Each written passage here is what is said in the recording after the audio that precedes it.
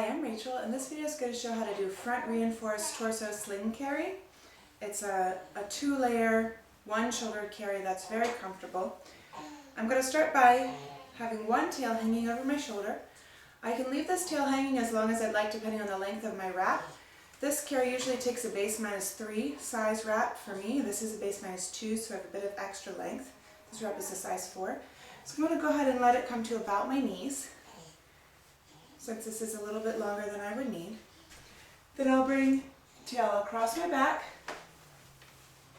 around in front. It's going to start just like front wrap cross carry. And then I'll make the other half of the X in the back, bringing it over my other shoulder. So now in the back I have an X. In the front I have basically front wrap cross carry set up.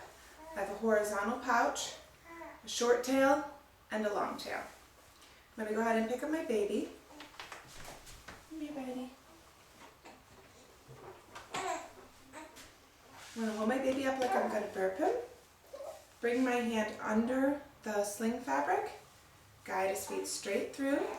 And I'll take a moment to just seat him on the wrap, letting him get positioned with his knees higher than his bottom.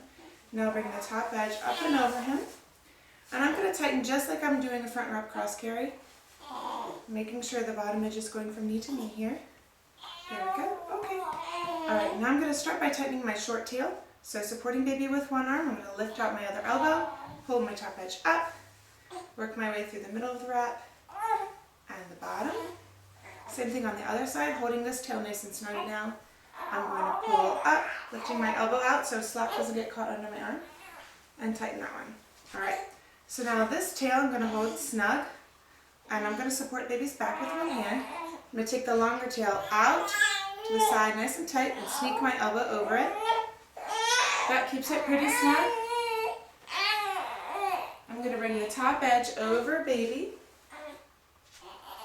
The bottom edge is going to go tight behind my back. And then from knee to knee. Sorry, buddy. Alright. I'm going to gather this nice and tight.